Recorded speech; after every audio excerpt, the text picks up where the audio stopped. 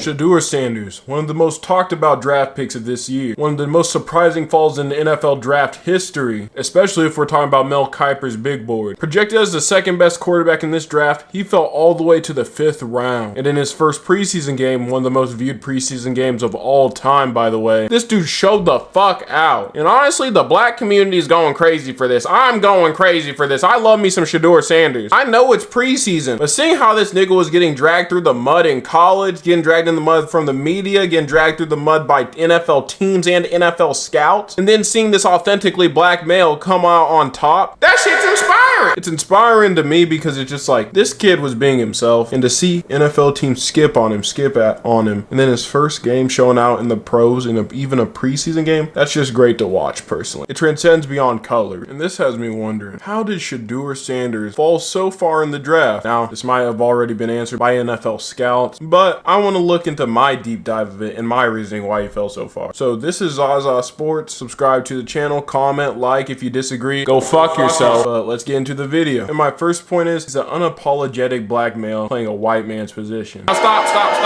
I don't like using the victim card too much. Even though this is probably going to be regarded as me using the victim card regardless. Like, I could say racism is bad and that would be using the victim card, you know? But it is objectively true. Authentically, unapologetically black quarterbacks in the NFL catch more slack. Sure, you can have a wide receiver that's all dripped out. You can have a wide receiver that is very confident. But when it comes to the quarterback position, a historically white position in the NFL, they don't like that. At least if you're black. Simply put, have you ever heard scouts talk about a white NFL prospect? They say things like decision making. They say things like football IQ. They say things like leadership. They say things like mental toughness. And they say things like work ethic. All of those things you also want into your quarterback. Simply put, white quarterbacks are perceived as checking off all these boxes compared to black quarterbacks. Doug Williams. And such as Warren Moon. Simply put, black quarterback isn't seen as a leader. They don't see him having a work ethic. They see him as relying on their athletic ability too much most of the time. And while they call white quarterbacks confident, they'll call black quarterback cocky. And most of the time, unless you're the best of the best quarterback in college and you're a black man, you don't get the same respect and the mental evaluation that your white counterparts will get. This has been true through NFL history. Simply put, that is referred to as racial stacking, often leading to black players being forced to switch positions. And even Randall Cunningham, one of the greatest quarterbacks of all time, one of the greatest black quarterbacks of all time, his decision making was heavily questioned even in the 1980s era where people were throwing interceptions like bitches be throwing it back nowadays. And this is even more notable in Lamar Jackson. Lamar Jackson is a minimum top 3 quarterback in the game today. Lamar Jackson, one of the most talented quarterbacks to come out of college in recent memory, yet he fell all the way to the 32nd pick in the NFL draft. Why? Because people were questioning if he could even play the quarterback position. A guy who threw 69 touchdown passes to 27 interceptions, was a great passer in college, was being questioned if he could play the quarterback position. While a guy like Josh Allen, who had less passing touchdowns, less passing yards, and a worse touchdown to interception ratio, was never asked to play tight end, simply because he's a black quarterback and his athleticism was insane. They wanted him to switch to wide receiver at one point. Hell, until recently, NFL fans were still calling this guy a running back. And all I'm saying is, if Lamar Jackson had the attitude of Johnny Manziel, I'm not sure if he'd be picked in the first 2 rounds, my nigga. Real shit. Now that opinion is really subjective, but the objective truth about Lamar Jackson's draft is they wanted him to switch positions and people thought he was just a running back simply because that is the history of black quarterbacks in the NFL. And not to mention, when they were talking about Shedeur Sanders in the draft, they're saying he wasn't humble. And they're holding him to some character flaws that they won't hold the white quarterbacks to as well, especially on the level they were Shedeur Sanders. Something, like I said, we can sadly see through NFL history. They're saying he had a big head. They're saying he had too much confidence. They're saying his pre-draft interviews were terrible. But wait there, how much NFL quarterbacks that happen to not be the color of Shedeur Sanders have acted like this and still got drafted within the first 2 rounds, even though they might not even be as talented as Shedeur? Johnny Manziel, Will Levis, Baker Mayfield, all of these people I named, most of them have way more character issues than Shedeur Sanders have ever showed. But yet, Shedeur will get criticized for it more. And it's sad to see. Warren Moon. To this day, Warren Moon is the only African-American quarterback in the Pro Football Hall of Fame. Warren Moon wasn't offered to play quarterback in the NFL. Nobody in the NFL wanted Warren Warren Moon at quarterback on their NFL team. Warren Moon led the Washington Huskies to a Rose Bowl victory and was Pac-8 Player of the Year. But by every NFL scout, the consensus on Warren Moon was athletic enough to be in the NFL, but not smart enough to play quarterback. They wanted him to play wide receiver. The Pac-8 Player of the Year, Rose Bowl champion, wasn't smart enough to play in the NFL. So Warren Moon went undrafted in 1978.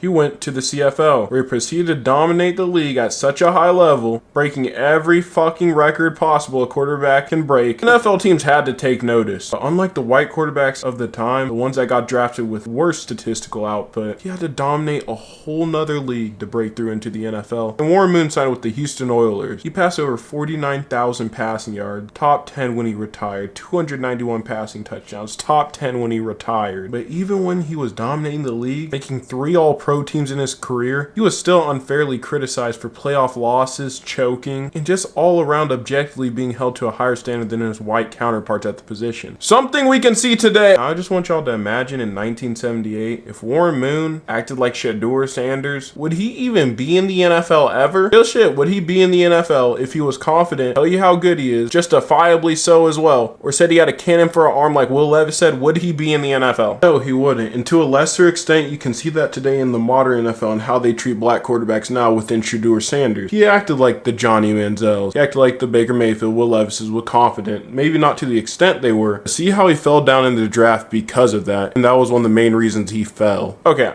I'm done with that point. Number 2, which is objectively true, Sanders family circus. The Sanders are an iconic family in NFL and football in general. Hell, even in American culture. They've had their own reality shows. They've had their own brand deals. They've made their own rap songs. Deion Sanders had a highly publicized divorce with Pillar Sanders where she tried to kill his ass. And when the 2 younger Sanders boys got into college, who was their coach? Deion Sanders, their dad. And when they were dominating at Jackson State and they jumped ship to Colorado, why'd they jump ship? Because Deion Sanders got the job at Colorado. And simply put, Deion Sanders' input could complicate a locker room, especially considering that Shedeur has only been in a locker room where his dad was the coach since he was 18 years old. This isn't how real football locker rooms are. Real football locker rooms usually don't have your dad as the head coach, a guy that could possibly play favorites with you, a guy that could possibly get on your ass even more than the coach will. Trust me, if you were in football and your homie's dad was the coach, he got on his ass a lot. Especially with Deion's high-profile presence, I could see why they think it might be a locker room cancer waiting to happen. And here's my other point. In college, he got sacked 94 times. A lot of the times it genuinely was not his fault, but he does have the tendency to hold on to the ball too long. He doesn't have the quote-unquote juice in his arm that other NFL prospects have, which is objectively true. But all this to say, there is no reason in fuck Tyler Shaw should have been picked over this dude. He played in a worse conference on a worse team with a better O-line, got sacked less, and had worse stats than this nigga. This doesn't make sense. Dillon Gabriel went above him. Dillon Gabriel spent 6 fucking years in college football. Dillon Gabriel will turn 26 years old next year. If we take in consideration age, if we take in consideration numbers, if we even consider upside, if we consider they're on the same team and Shedeur's outplaying Dillon Gabriel, it doesn't fucking make sense, and you can't make it make sense to me. All this to also say is, I'm cheering for Shedeur Sanders. I hope he turns out great. He might not ever be a starting NFL quarterback, but I hope he has a nice long career. And even as a K-State fan who roots against Colorado in the Big 12, I want to see him succeed because it's just nice seeing somebody that's unapologetically black, unapologetically themselves even. Not change themselves for the world, even though his life is getting objectively worse because of it, but overall coming out on top. Shedeur, keep balling out. Like, subscribe, and I'll catch y'all boys later.